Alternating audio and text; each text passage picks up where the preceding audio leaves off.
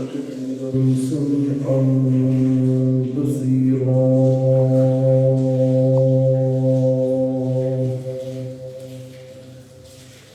والصلاة والسلام على نبيه ورسوله شاهدا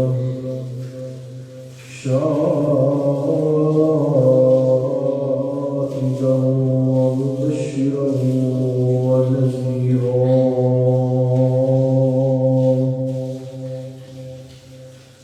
وداعيا إلى الله بإذنه وسراجا منيرا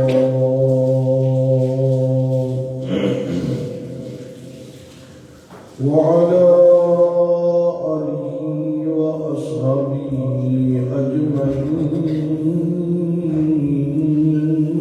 كثيرا كثيرا.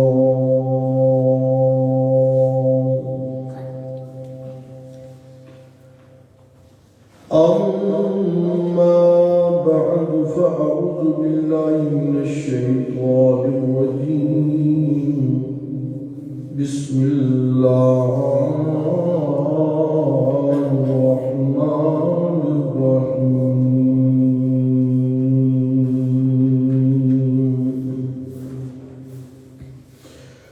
هو الله في السماوات وفي الأرض يعلم سركم وجهركم ويعلم ما تكسبون.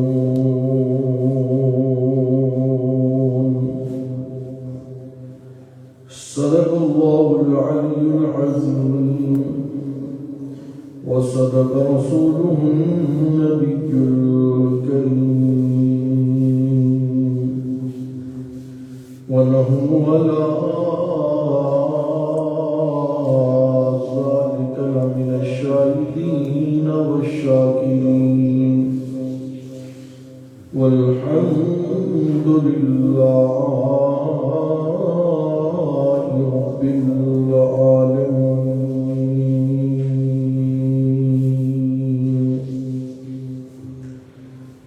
سامعین گرامی کرام، آج کی اس نشست میں انشاءاللہ سورہ انعام اور سورہ اعراف کا مختصر خلاصہ عرض کیا جائے گا. سورہ مائدہ میں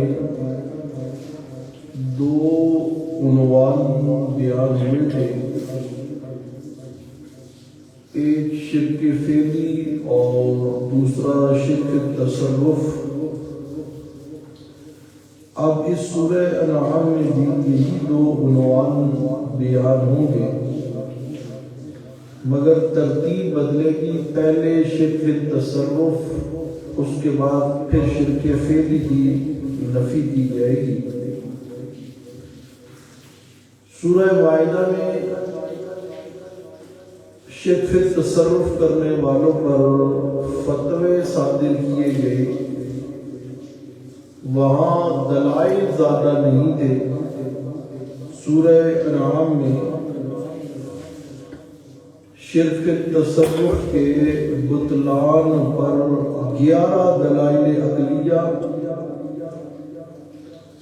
2 دلائل نقلیہ اور 3 دلائل وحی ذکر کیے جائیں گے.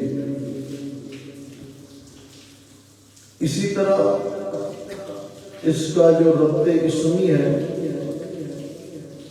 اللہ تعالیٰ نے سورہ مائدہ میں فرمایا کہ تم مسئلہ توحید کو مانو، میں تم پر اپنے انعامات کا دسترخوان نازل فرماؤں. اب سورہ انعام میں یہی فرمایا جائے گا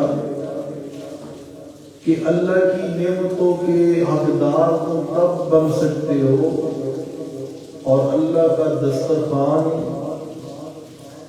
اس کے حقدار تم تب بن سکتے ہو کہ جب تم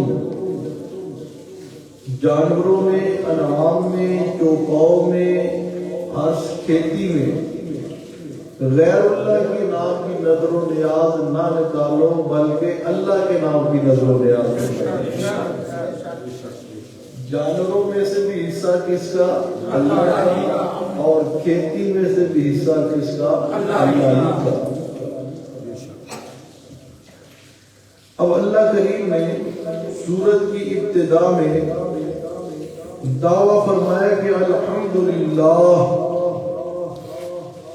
ویسے بھی سورہ انعام سے دوسرا حصہ شروع ہو رہا ہے عنوان کے اعتبار سے، جس کا مرکزی عنوان جو ہے وہ خالقیت ہے۔ تو فرمایا کہ الحمدللہ الذی خلق السماوات والارض وجعل الظلمات والنور۔ تمام تعریفات کارسازی اس اللہ کے لیے ہے جس نے زمین و آسمان کو پیدا کیا، وجعل الظلمات والنور، اور اسی طرح اندھیرے اور روشنی کو بھی پیدا کیا۔ ظلمات کو پیدا کرنے والا بھی اللہ ہے اور نور کو پیدا کرنے والا بھی اللہ ہے۔ مشرکین پاکستان بڑے زور و شور سے خلاف قرآن، خلاف حدیث ایک عقیدہ لوگوں کے سامنے پیش کرتے ہیں کہ جی محمد النور من نور اللہ، کہ محمد کریم صلی اللہ علیہ وسلم نور ہے اور اللہ کے نور سے ان کا نور جدا ہوا ہے، نکلا ہے۔ انہوں نے ابن اللہ مانا ہے، عیسائی اور یہودیوں نے، بات سمجھ آ رہی ہے، اور انہوں نے یہ نعرہ لگا دیا۔ اب توجہ کیجئے گا، بنیادی بات یہ ہے کہ اللہ کریم جو ہے وہ خالق النور ہے، اور دلیل کیا ہے؟ وَجَعَلَ الظُّلُمَاتِ وَالنُّورِ۔ اللہ نے اندھیروں کو بھی پیدا کیا اور نور کو بھی پیدا کیا۔ سمجھ آ رہی ہے؟ نور اللہ کی مخلوق ہے، نور اللہ کی مخلوق ہے، اور اللہ خالق ہے۔ خالق اور مخلوق ایک نہیں ہو سکتے، رب اور مربوب ایک نہیں ہو سکتے، مالک اور مملوک ایک نہیں ہو سکتے، ساجد اور مسجود ایک نہیں ہو سکتے۔ یاد رکھیے گا، اللہ خالق النور ہے، اللہ خالق النور ہے۔ نور کو پیدا کرنے والا بھی کون ہے؟ جہاں تک اللہ کی ذات کا تعلق ہے تو اللہ کی ذات لیس کمثلہ شیء، لیس کمثلہ شیء۔ اللہ کی مانند تو کسی کی ذات ہو ہی نہیں سکتی ہے، ہی نہیں ہے۔ اللہ لا مثل لہ ولا مثال لہ، سبحان اللہ۔ اللہ کی مثل اور مثال تو ہے ہی نہیں ہے، اس لیے فرمایا اوزانو فلا تضربوا للہ الامثال، اللہ کے لیے مثالیں مت دیا کرو، اللہ کے لیے مثالیں مت دیا کرو، کیونکہ اللہ تو ایسی ذات ہے، لیس کمثلہ شیء، اللہ کی ذات کی مانے تو کسی کی ذات ہے ہی نہیں ہے۔ تو یہ جو عقیدہ پاکستان کے مشرکوں کا ہے کہ جی اللہ کے نور سے محمد رسول اللہ کا نور جدا ہوا ہے، یہ بنیادی طور پر ہی غلط ہے۔ اللہ خالق النور ہے، نور اللہ کی مخلوق ہے۔ بات سمجھ آئیے کیا؟ ہاں، تو فرمایا کہ سورہ انعام کے شروع میں دعویٰ الحمدللہ، تمام تعریفات کارسازی کا مالک کون ہے؟ اللہ ہے۔ دلیل کیا؟ خلق السماوات والارض، وجعل الظلمات والنور. پھر آگے اللہ پاک نے فرمایا والذی خلقکم من طین ثم قضى اجلا. اللہ نے تمہیں مٹی سے پیدا کیا ہے، پھر تمہاری ایک لمٹ میعاد مقرر کر دی ہے، اور وہ جب اللہ کی طرف سے میعاد پوری ہو جائے، لمٹ پوری ہو جائے، ایک گھڑی آگے پیچھے بندہ ہو سکتا نہیں ہے. ہاں جی. پھر فرمایا وَأَجَلٌ مُّسَمًّى عِندَهُ ثُمَّ أَنتُمْ تَمْتَرُونَ وَهُوَ اللَّهُ فِي السَّمَاوَاتِ وَفِي الْأَرْضِ يَعْلَمُ سِرَّكُمْ وَجَهْرَكُمْ وَيَعْلَمُ مَا تَكْسِبُونَ. وہی اللہ ہے جس کی بادشاہی آسمانوں میں بھی ہے، زمین میں بھی ہے. اور یعلم، اللہ جانتا ہے، سرکم وجہرکم، جو بات تم چھپا کے کرو، جو کام تم چھپ کے کرو، اسے بھی اللہ جانتا ہے. اور جو بات تم اعلانیہ کرو، جو کام اعلانیہ کرو، اسے بھی جاننے والی ذات کس کی ہے؟ وَهُوَ اللَّهُ وَهُوَ اللَّهُ. اس کے اندر کسی اور کو شریک جو کرے، بات سمجھ آ رہی کہ نہیں؟ ہاں، وہ مومن ہو سکتا نہیں. وَهُوَ اللَّهُ، اللہ ہی کی ذات ہے جو یعلم سرکم وجہرکم وَيَعْلَمُ مَا تَكْسِبُونَ. جو کچھ تم کرتے ہو اسے جاننے والی ذات کس کی ہے؟ اللہ ہی کی ہے. یعنی اس پہلی دلیل عقلی کا خلاصہ اور نتیجہ کیا نکلا کہ اللہ کے علاوہ کارساز بھی کوئی نہیں، اللہ کے علاوہ عالم الغیب بھی کوئی نہیں. کارساز اور مختار بھی کون ہے؟ اللہ ہی ہے. اور عالم الغیب بھی کون ہے؟ اللہ ہی ہے. جب یہ مسئلہ قرآن کا ہے، اب اس کے مقابلے میں، مخالفت میں کوئی دوسرا عقیدہ رکھتا ہے تو وہ قرآن کا مخالف ہے، قرآن کا منکر ہے. اور جو قرآن کا منکر ہوتا ہے منکر ہوتا ہے نا. یہاں سے لوگوں کو چڑ ہو جاتی ہے. پھر کہتے ہیں یہ سختی کرتے ہیں.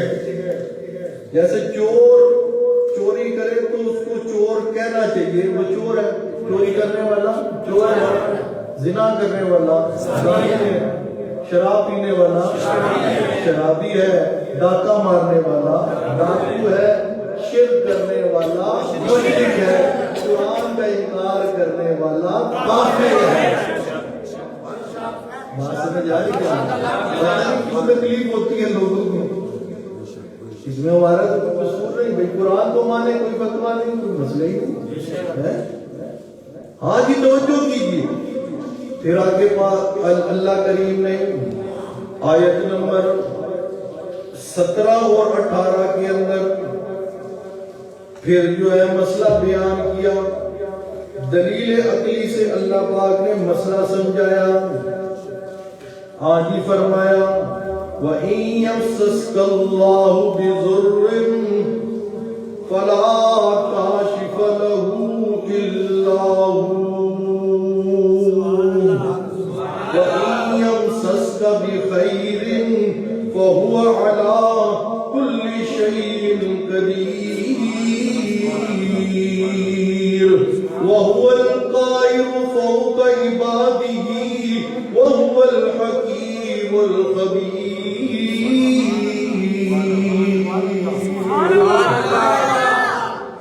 فرمایا اگر اللہ پاک تمہیں کوئی ظلم پہنچا دے، کوئی تکلیف، کوئی پریشانی آ جائے تمہارے اوپر، مقدمے بازی آ جائے، رزق کی تنگی آ جائے، اولاد کی طرف سے پریشانی آ جائے، ذر عام لفظ ہے، اس کا کوئی بھی تکلیف ہو، کوئی بھی پریشانی ہو، اسے ذر کہتے ہیں. اسے کیا کہتے ہیں؟ فرمایا کوئی بھی ذر تکلیف آ جائے، فلا کاشف لہ الا ہو، تم سے اس مصیبت کو ٹالنے والا، تم سے اس غم کو دور کرنے والا تم سے اس ملال کو دور کرنے والا اور کوئی نہیں ہے اللہ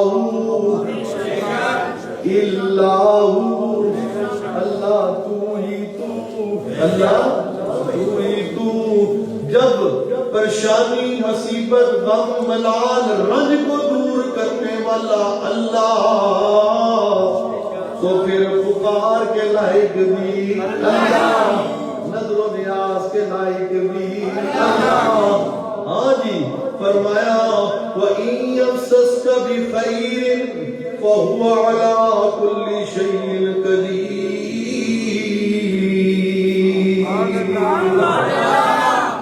اور اگر اللہ پاک میرے اور آپ کے ساتھ بخیر خیر کا ارادہ کر لے بھلائی کا ارادہ کر لے نوازنے کا ارادہ کر لے برکتیں دینے کا ارادہ کر لے فَهُوَ عَلَى كُلِّ شَيْءٍ قَدِيرٌ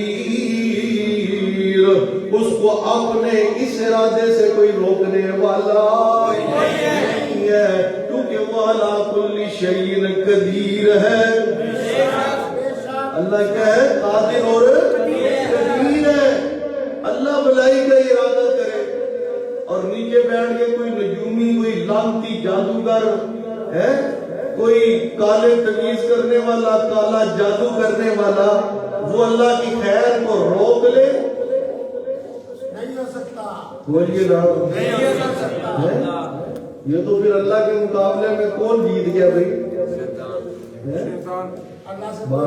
اللہ سے کوئی جیت سکتا بولیے نا اللہ نے میرے اور آپ کے ساتھ اگر خیر کا ارادہ کیا ہوا ہے تو کوئی مولوی کوئی پیر کوئی گدی نشین کوئی گوریا نشین کوئی عامل کوئی فراڈیا کوئی دھوکے باز اللہ کے خیر والے فیصلے کو اللہ کے میں نے رزق دینا ہے اللہ کے میں نے اس کے ساتھ معاش کا فیصلہ کر لیا اس کی معاش کو بہتر بنانا ہے جی میں نے اس کو نوازنا ہے وہ مولوی پیر کہتے جی او جی تاڑے کے بندش ہو گئی کیا ہو گئی ہے اللہ فرماتے ہیں جب میں خیر کا ارادہ کر لوں تو کوئی مائی کا لال ایسا ہے ہی نہیں ہے جو آگے بندش کر دے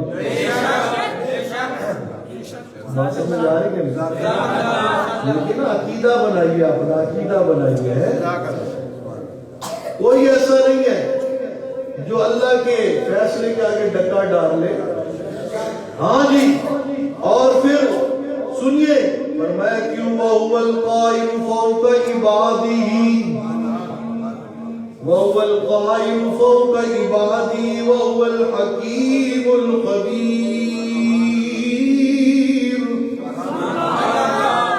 اس لیے کہ اللہ اپنے بندوں پر قائر ہے بات سمجھ آ رہی کہ نہیں اللہ اپنے بندوں پر غالب ہے بندوں پر کنٹرول کس کا ہے بندوں پر کنٹرول کس کا ہے کسی اور کا کنٹرول نہیں کنٹرول کس کا چلتا ہے اللہ ہی کا چلتا ہے اللہ ہی کا چلتا ہے جب کنٹرول اس کا چلتا ہے تو کارساز بھی وہی ہے مختار کل بھی وہی ہے خبیر بھی وہی ہے حکیم بھی وہی ہے یعنی عالم الغیب بھی وہی ہے پھر آگے اللہ پاک نے جو ہے پھر دلیل عقلی سے اسی دعوے کو جو ہے ثابت کیا ہے اور آیت کا نمبر 59 ہے 59 ہاں جی فرمایا وَإِنْدَهُ مَفَاتِحُ الْغَيْبِ لَا يَعْلَمُهَا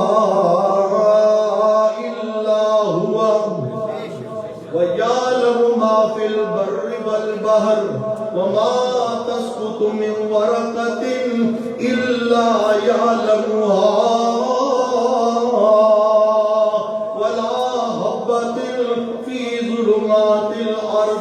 ولا رطب ولا يابس إلا في كتاب مبين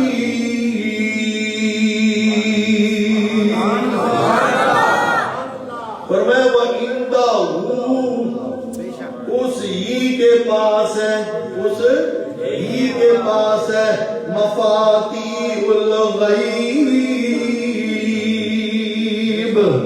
غیب کی کنجیے غیب کی چابیے غیب والے خزانوں کی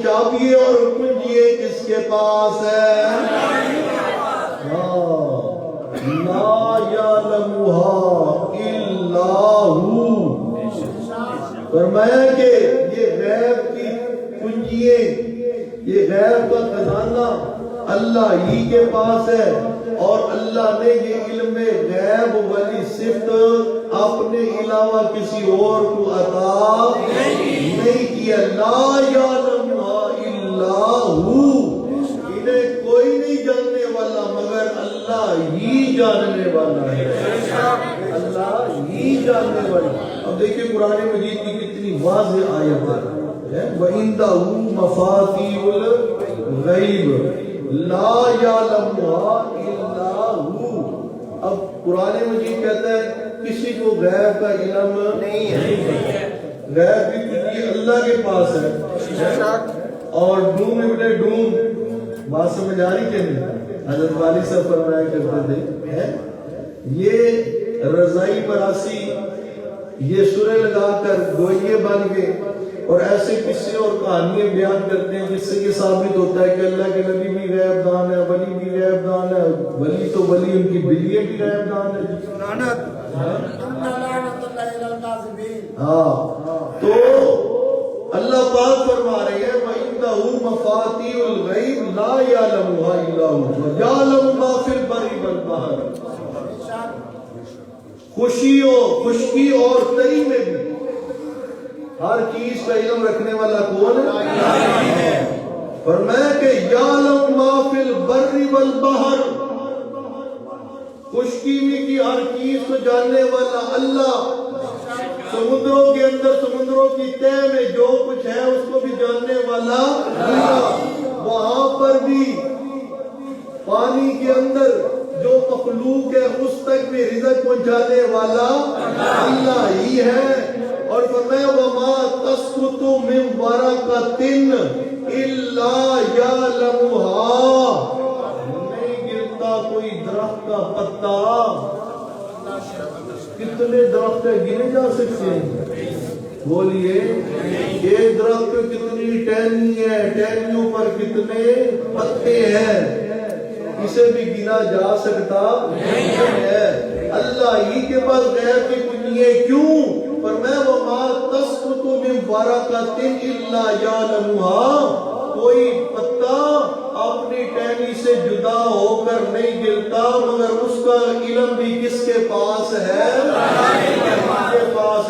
بلکہ وہ پتا جب اپنی ٹہنی سے علیحدہ ہوتا ہے تو زمین تک گرتے ہوئے جتنی وہ تہ بدلتا ہے، بات سمجھ آ رہی کہ نہیں؟ جتنی وہ تہ بدلتا ہے اس کو بھی جاننے والا کون ہے؟ اللہ ہی ہے. اللہ کے علاوہ یہ علم کسی اور کے پاس نہیں ہے. وَلَا حَبَّةٍ فِي ظُلُمَاتِ الْأَرْضِ وَلَا رَطْبٍ وَلَا يَابِسٍ إِلَّا فِي كِتَابٍ مُبِينٍ.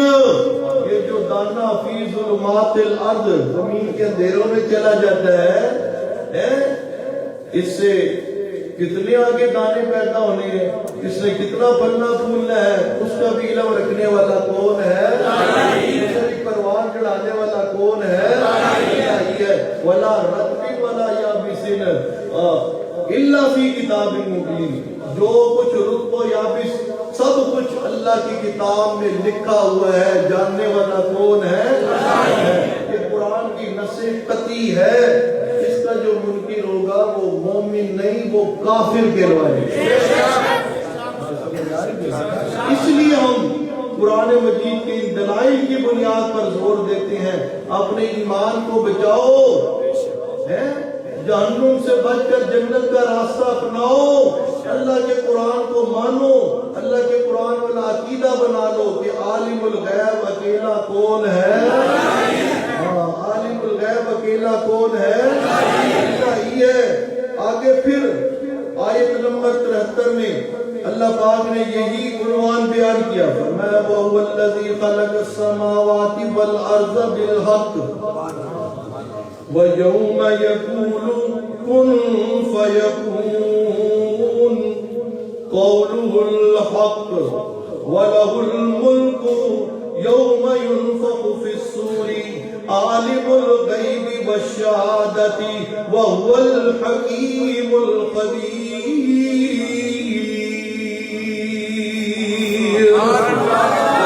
آسمان کو پیدا کرنے والا اللہ ہے بالحق، حق کے ساتھ، حق ظاہر کرنے کے لیے۔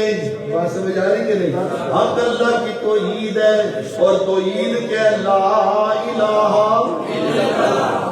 زمین و آسمان کو اللہ نے لا الہ الا اللہ والا مسئلہ سمجھانے کے لیے اور اس بات کو ثابت کرنے کے لیے، اکیلا میں الہ ہوں۔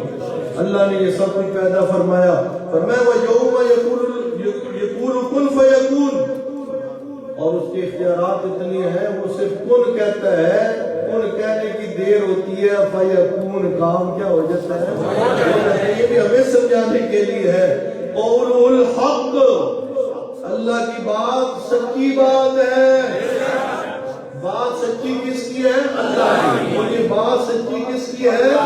اللہ ہی کی ہے۔ اللہ سے زیادہ کسی کی بات سچی نہیں۔ وَمَنْ أَصْدَقُ مِنَ اللَّهِ قِيلًا وَمَنْ أَصْدَقُ مِنَ اللَّهِ حَدِيثًا۔ بات سمجھ آ رہی کہ اللہ سے زیادہ سچی بات کسی کی نہیں، بولیے نا، اللہ سے زیادہ سچا قول کسی کا نہیں ہوتا۔ قول الحق، جب سب سے زیادہ سچی بات اللہ کی ہے تو اللہ کی بات کے مقابلے میں کوئی بھی بات آ جائے جو اللہ کی بات کے ساتھ ٹکرا رہی ہو، بات سمجھ آ رہی کہ نہیں؟ بظاہر اس پر حدیث کا لیبل ہی کیوں نہ لگا دیا جائے، وہ کسی راوی کی روایت تو ہو سکتی ہے، قرآن کے مقابلے میں وہ چل سکتی نہیں ہے۔ بات سمجھ آ رہی ہے؟ کیونکہ سب سے سچی بات کس کی ہے؟ اللہ کی ہے۔ اور صحیح حدیث مقدسہ، جیسے قرآن پر ایمان لانا ضروری ہے، صحیح حدیث پر بھی ایمان لانا ضروری ہے۔ حدیث کا انکار، صحیح حدیث کا انکار کرنے والا بھی ایسے ہی کافر ہوتا ہے جیسے قرآن کا انکار کرنے والا کافر ہوتا ہے۔ مگر یاد رکھیے گا، اللہ پیارے پیغمبر کو فرماتے ہیں اتبع ما یوحی الیک، اتبع ما یوحی الیک۔ میرے پیارے پیغمبر آپ بھی اتباع کیجئے ما یوحی الیک، جو آپ پر کیا کی جاتی ہے؟ وحی کی جاتی ہے، وحی کی جاتی ہے۔ اب پیارے پیغمبر پابند ہے اللہ کی وحی کے، اللہ کی بات کے۔ ایسا ہو نہیں سکتا کہ قرآن کچھ کہے، اللہ کچھ کہے اور محمد ذیشان کچھ کہے، ایسا ہو سکتا نہیں ہے، نہیں ہے۔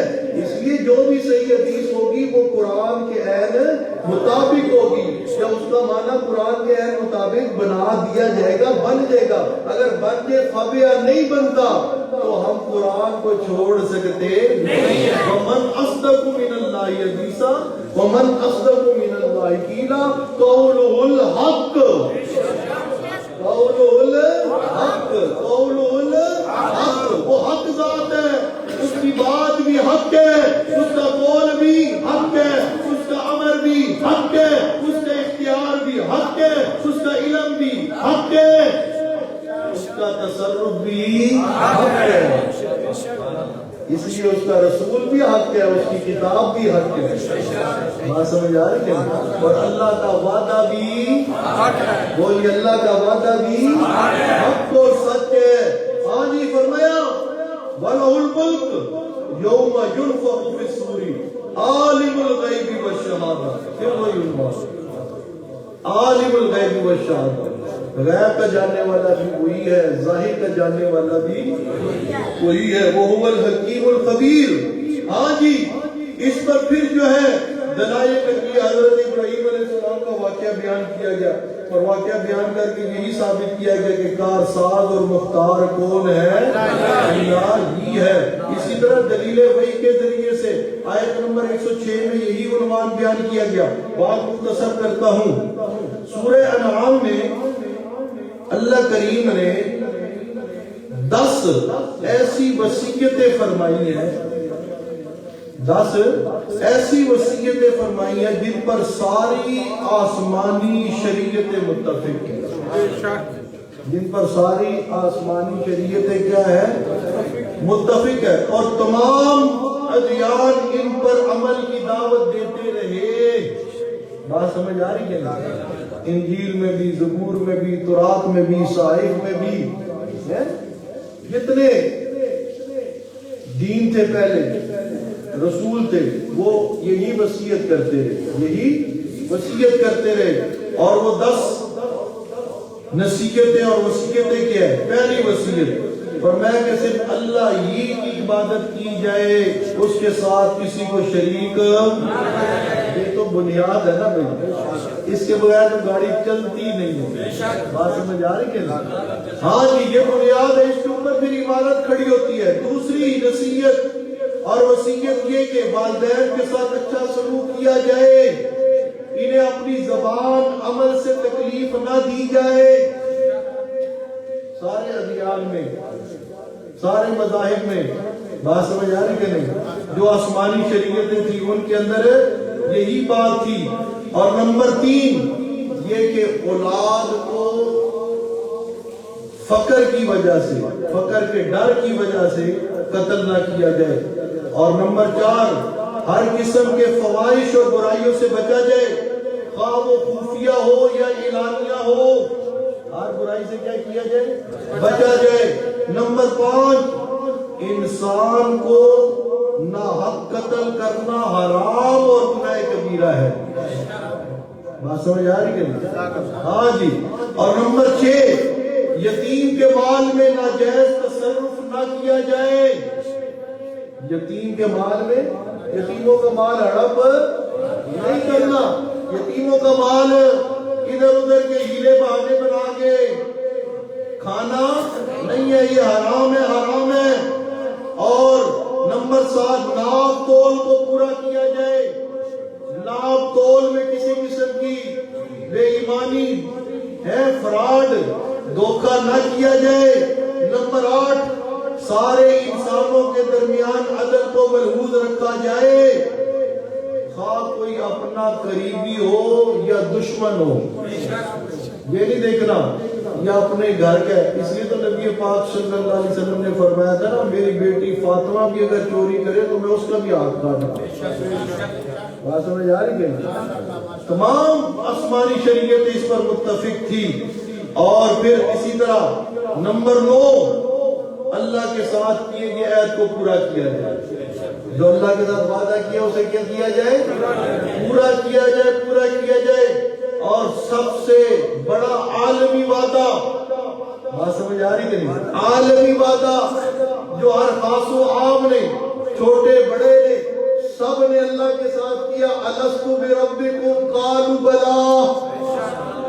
بات سمجھ آ رہی کہ نہیں؟ اللہ کے ساتھ کیے گئے وعدوں کو کیا کیا جائے؟